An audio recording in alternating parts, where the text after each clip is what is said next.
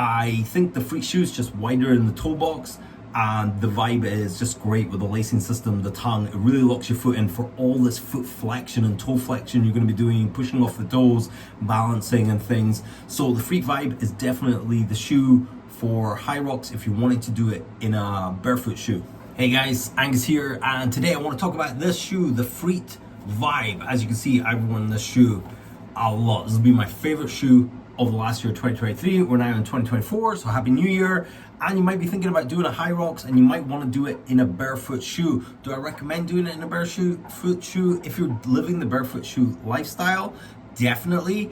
If you're looking to add a challenge onto your HYROX challenge, then that's the thing. And there are some advantages to having a barefoot shoe, as well as some disadvantages of having a barefoot shoe for doing a HYROX. So this would be the shoe I would recommend for doing a HYROX. It's a nice, simple trainer, super ridiculously flexible, but it locks onto your heel quite nice, and the toe flexes, which comes in handy for a lot of the movements. So check out my discount code. I will link it below. I think at the moment it's Logan10, and that will get you a 10% discount on anything on the website.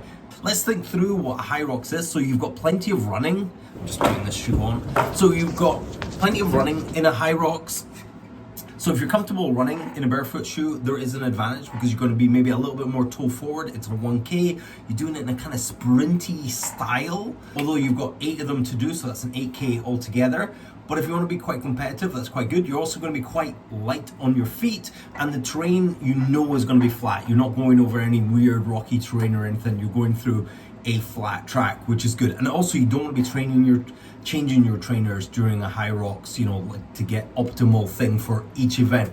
Then I'm not going to go through the things in order because I can't remember what the order is in HYROX, but you've got a skier. So in this gym we've got at least 2 world records for 100 meters and a 10K in the age group, and we have a 1-minute world record, and those are also British records in this gym. So skier is something we do a lot in this gym, and something that I coach personally a lot. Having a barefoot shoe makes you light on your feet, so you come up onto your feet and you can slam down your heels and you can get that little bit of extra time. If you're doing a HYROX, you might want to be more hip dominant and more upper body dominant to give your legs a rest for the run. One of the other movements is rower. The rower can be quite a difficult thing to get your feet in and out of, and you want a trainer that locks onto your heel nice and has plenty of toe flex, especially in my case because my ankle's not very mobile.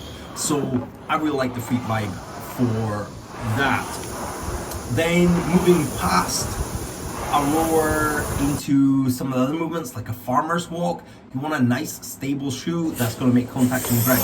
This is maybe where you would want a more padded shoe, depending on what you are like personally. If you hammer down too hard with those I think they're 224 kilos for men kettlebells, your feet can definitely take a pounding. But if you've got nice foot position, kind of landing a little bit forefoot, you can take a lot of that impact and you can move quite swiftly with the kettlebell. So barefoot shoe would be a little bit of each there. You got things like slide pushes. You don't want your trainer coming off with slide pushes, so the lacing system is really nice on the Vibe because it's going to lock your feet, it's going to hold it down. The tongue is nice and padded.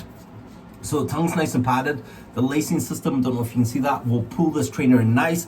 So this will flex as you're pushing off your toe, plenty of grip, and that will lock onto your heel so you don't get this weird heel slip that you can do with other trainers. So slide pushes is going to be great.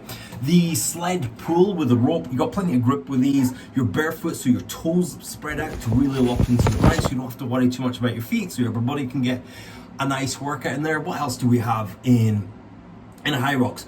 We've got the wall balls. So the wall balls is the one reason I would not be doing a HYROX, because my ankle doesn't bend past 90 degrees. It's a bone to bone problem, so there's no mobility work. So I don't really hit parallel on squats. It's my biggest weakness. 90% of the clients that I train have some sort of mobility or injury issue that we need to work around. So doing a HYROX in a competitive manner isn't open for a lot of people, but if you have fantastic squat mobility, then barefoot shoes are great to use for something like the wall balls, because you're going to get a nice deep squat, you're going to be nice and planted on the ground, you're going to allow that big toe to connect to the ground, and you're going to blast up. You're going to have a little bit of flex in the trainer if you like to come off your heels when you're pushing up to give you a little bit more power on that wall ball. So wall balls will be cool, which is the final thing.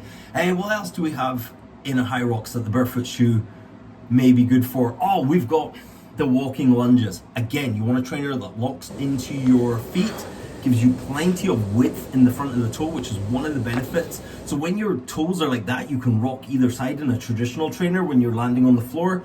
Not great with a barefoot shoe. You're nice and wide, which means when your toes on the ground, you got plenty of balance, making those walking lunges a lot faster. Again, you've got I think they do a burpee thing in HYROX as well, landing nicely on your toes and the flex in the toe. So this is something that a lot of traditional running trainers will not have a good enough flex in the toe, and because the big chunky sole is quite rigid, you're not gonna have that flex. You're gonna have this heel slip, you're gonna get rubbing on the back of the leg, which is gonna make your event just more painful than it needs to be. So barefoot shoe is something really good to do for HYROX. The barefoot shoe I recommend is the Freet Vibe. If you're looking for a discount shoe on anything on the Freet website, check out my discount code. I will link it below. I think at the moment it's Logan10, and that will get you a 10% discount on anything on the website. HYROX recommendation, the Freet Vibe is awesome. I've got a few new shoes from Freet that I will be reviewing shortly, so check those out. So hit like and subscribe if you like barefoot shoes, and I will check you guys soon.